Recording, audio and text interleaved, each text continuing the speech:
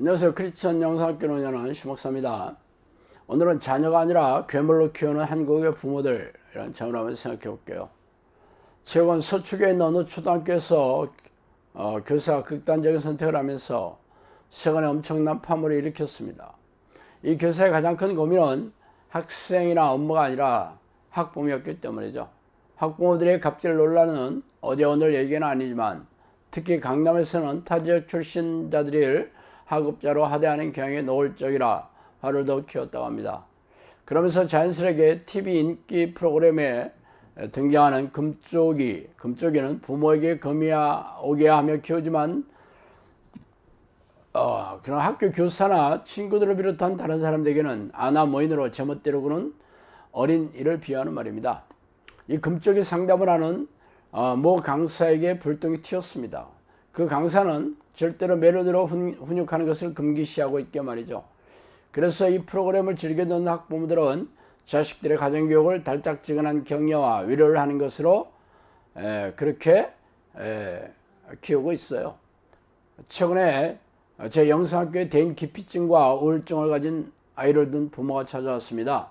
그래서 이 아이에게 기도훈련을 시켜야 한다고 말하면서 부모의 말에 잘 순종하지 않는다면 어떤 고통을 주어야 한다고 말했어요.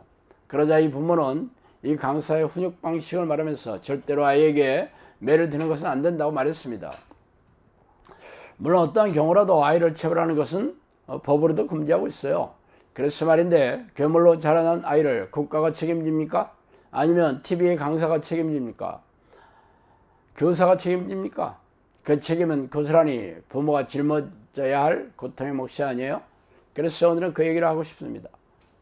아비를 조롱하며 어미 순종하기를 싫어하는 자는 골짜기에 까매게 쪼이고 독수리 새끼에게 먹히리라. 잠언 30장 17절 말씀입니다. 내 자식을 징계하라. 그래야면 그가 내게 평안하게 하겠고 또 내 마음에 기쁨을 주리라. 잠언 29장 17절. 아이의 마음에는 미련한 것이 얽혔으나 징계하는 채찍이 이를 멀리 쫓아내리라. 잠언 22장 15절. 상하게 때리는 것이 악을 없이 하나니 매는 사람 속에 깊이 들어가느니라. 잠언 20장 30절. 마땅히 행할 길을 아이에게 가르치라. 그래야면 늙어도 그것을 떠나지 아니하리라. 잠언 22장 6절. 아이를 훈계하지 아니하려고 하지 말라. 채찍으로 그를 때리지라도 그가 죽지 아니하리라. 내가 그 채찍으로 때리면 그의 영혼을 세월에서 구하리라. 잠언 23장 13, 14절. 너를 낳은 아비에게 청종하고 내 늙은 어비를 경히 여기지 말지니라. 잠언 20장 22절. 이 말씀들이 바로 잠언에 나오는 훈육 방식이에요. 하나님은 아이들에게 매를 들어서라도 하나님과 부모를 공경하고 순종하는 법을 가르치라고 명령하고 계시죠. 심지어 상하게 때리는 것이 훈육 효과가 좋다면서 채찍을 때려도 죽는 일이 없다고 잘라 말하고 있습니다. 그러나 이런 방식으로 훈육하는 부모와 교사들은 없죠. 지금 학생들의 인권을 지켜야 한다는 진보적인 교육자들의 주장이 학생 인권 조례라고 이렇게 만들어져서 국회의원과 학부모들을 마음을 움직여 매로 체벌하는 것을 불법으로 만들었습니다. 그렇다면 크리스천 부모 입장에서 생각해 보세요. 당신 어떤 방식으로 자녀들을 훈육하겠어요? 하나님의 방식입니까?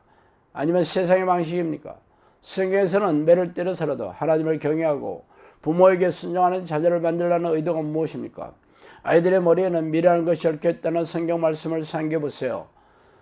성경에서 말한 미련한 자는 죄인을 말하고 있죠. 미련하고 어리석은 자들은 의인과 대비해 말하고 있습니다. 즉 미련한 것들이 얽혀있다는 것들은 악한 영들이 아이들의 머리를 타고 앉아 죄를 짓도록 조종하고 있는 셈이에요.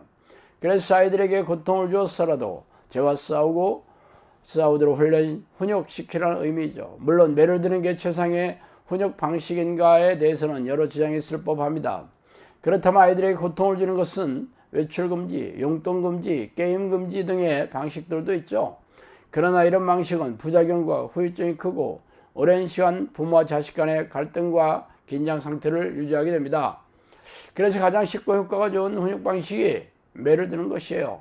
그러나 매를 드는 것도 부모의 감정을 섞는다면 상처가 남고 부작용도 심할 것입니다. 그래서 미리 여러 차례 경고하고 아이들의 동의를 얻어 냉정하고 단호하게 매로 훈육한다면 좋은 효과를 얻게 될 것입니다.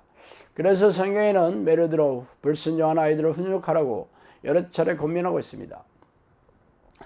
그렇지만 안타깝게도 저처럼 성경에서 명령하는 방식으로 아이들을 훈육하라고 하는 사람들은 거의 없는 게 우리가 마주한 차가운 현실입니다. 교회 안에도 인본주의와 세속주의가 판을 치고 있으며 아이들을 체벌하는 것은 법으로도 금지하고 있기 때문이죠. 그러나 자녀들을 잘 양육해야 하는 것은 부모가 피할 수 없는 숙제 아닙니까? 생각해 보세요. 당신의 자녀들을 법과 학교 교사와 TV 인기 강사의 방식에 따른다 할지라도 그 자녀가 성인이 되어 하나님을 떠나고 부모의 눈물 극장이 되었고 사회에서 손가락질하는 사람이 되었다면 누구의 책임이겠어요? 그때서야 비로소 교사나 TV의 강사나 혹은 세상 국회의원들에게 책임을 묻고 손해배상을 청구하겠어요? 평생 눈물로 쓰는 인생 극장의 주인공이 될 것이 불보듯 화난 일입니다. 또한 자식이 아니라 왼수가 되어 차라리 안 보는 게 행복이라고 소리를 지르며 살게 되겠죠. 당신이 하나님의 명령에 불순종하고 귀신이 지배하는 세상의 방식과 인본적인 방식으로 아이들을 훈육시킨 책임이기 때문이죠. 그러나 가장 큰 피해를 입는 사람은 부모가 아니라 자녀 본인일 것입니다. 아이들도 자라 성인이 되면 사납고 험난한 인생을 살아갈 때에 하나님의 도우심과 인도하심을 받지 못한다면 지옥 같은 인생을 살다 영원한 지옥불에 던져질 운명이 되기 때문이죠.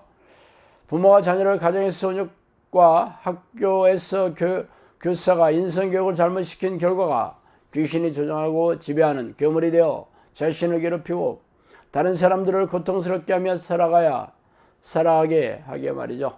참으로 두렵고 떨리는 일이 아닐 수 없습니다. 자, 오늘 여기까지 하겠습니다. 감사합니다.